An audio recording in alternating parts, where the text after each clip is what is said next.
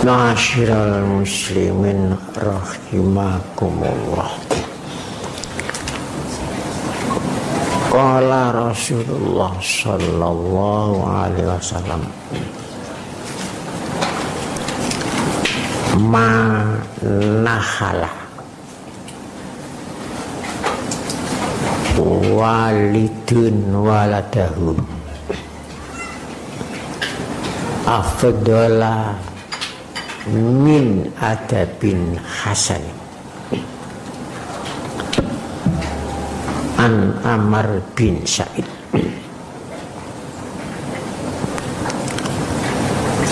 Qala Rasulullah sallallahu alaihi wasallam,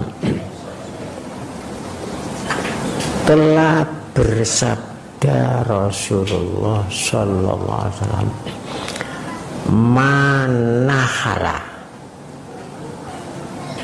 tidak ada warisan,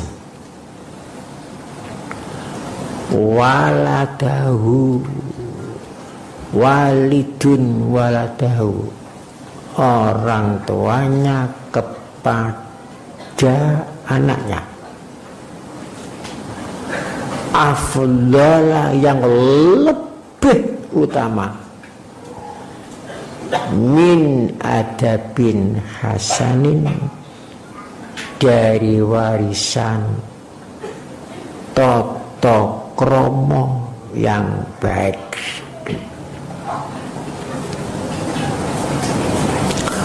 Manahala walidun waladahu afdola min hasanin adabin. Tak ada warisan wong tuanya kepada anaknya yang lebih utama daripada warisan adabin hasanin, warisan toto kromo yang baik. Banyak warisan-warisan yang ditinggalkan oleh orang tuanya kepada anaknya. Ada warisan harta benda, ada warisan kedudukan, ada warisan pekerjaan, ada warisan profesi yang macam-macam. Tetapi semuanya itu tak akan bisa mendekati keutamaan warisan yang diwariskan kepada anaknya toto kromo yang baik, adabin hasanin. Jika orang tuanya tidak mampu mewarisi adabin hasanin, bisa diusahakan kepada orang lain supaya dimasukkan kepada pendidikan adabin hasanin.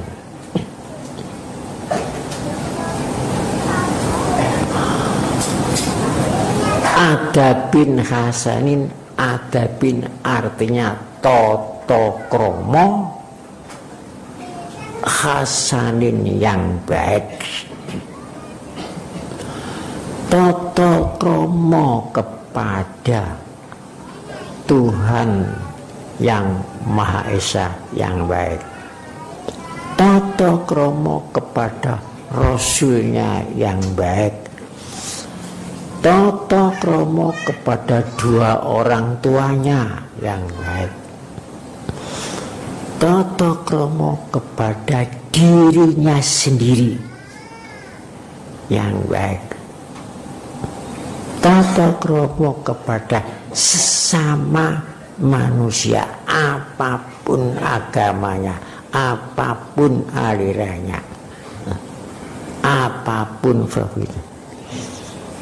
Toto kromo kepada tanah airnya, toto kromo kepada bangsanya, tata krama kepada negaranya.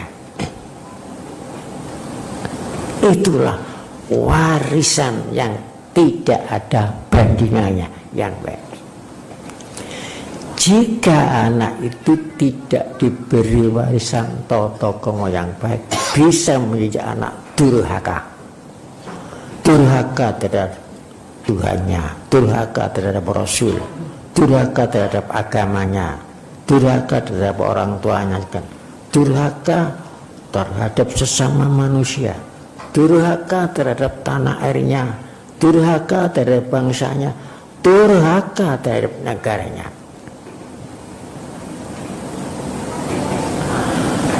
Tata krama terhadap dirinya sendiri bagaimana? Si matanya tidak dipergunakan untuk yang tidak baik. Telinganya tidak dipergunakan untuk mendengarkan sesuatu yang tidak baik. Tangannya, kakinya, hatinya, pikirannya tidak dipergunakan untuk merencanakan hal-hal yang tidak baik. Itu tata krama terhadap dirinya sendiri. Tata krama terhadap agamanya, tidak berbuat jahat mengatasnamakan agama. Kadang-kadang menggunakan dalil-dalil Al-Quran untuk menipu. Ini tidak tata krama terhadap agamanya. Menggunakan hadis-hadis Nabi untuk menipu dan menggunakan kalimat-kalimat suci untuk hal-hal yang tidak baik. Demo menggunakan Allahu Akbar dan sebagainya, itu namanya pelecehan, tidak tata krama terhadap agama. Sehingga orang lain menuduh itulah perintah agama, yang kena agamanya. Begitu pula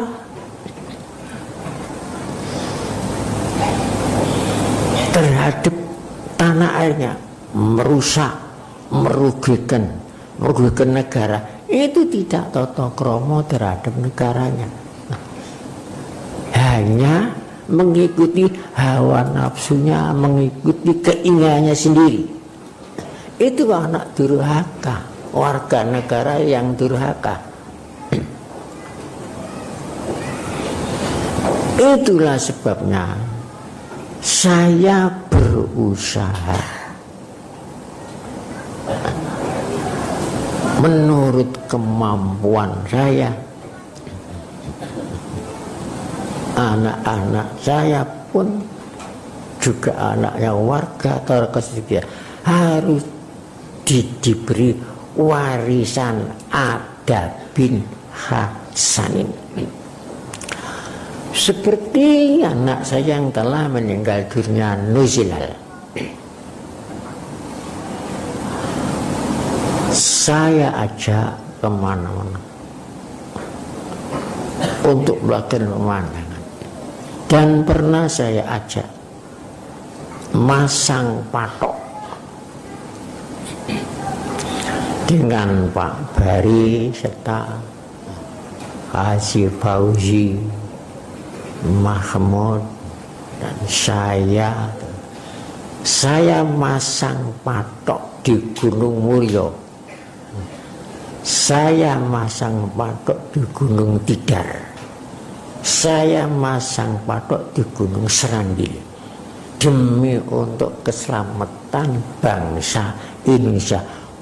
Waktu itu tanah Jawa terancam tsunami besar.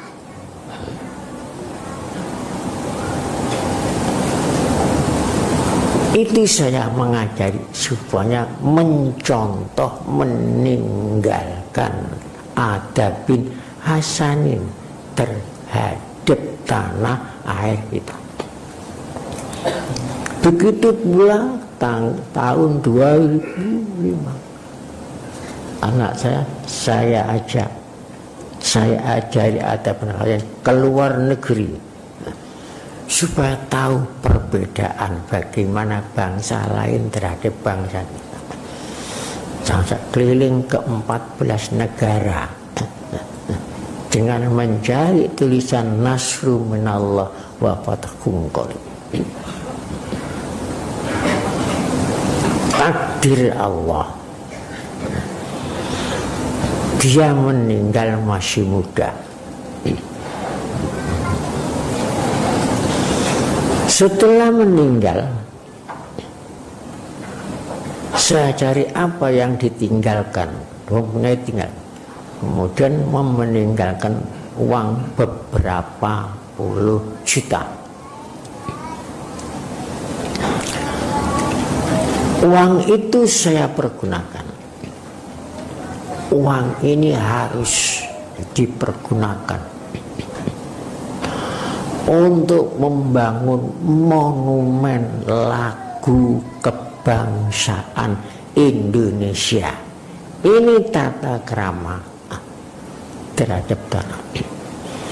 Sebab di Indonesia ini satu-satunya lagu yang keramat hanya lagu kebangsaan Indonesia Raya. Penyusunnya masih muda. Penyusunnya itu pemuda Muslim, kurus, kering papa, kurus badannya, kering, tidak ada sumber kehidupan. Fakir, papa tidak mempunyai rumah, tidak mempunyai istri, dan tidak mempunyai keturunan, yaitu Wage Supratman. Tapi di dalam kekeringan dan kekurusan itu mengandung kecintaan yang mendalam terhadap Tuhannya, kecintaan terhadap bangsanya, kecintaan terhadap tanah airnya, kecintaan terhadap negara yang dicita-citakan. Sehingga kecintaannya itu terpendam di dalam jiwanya, membentuk butir-butir kalimat teruntai menjadi lagu kebangsaan Indonesia yang keramat.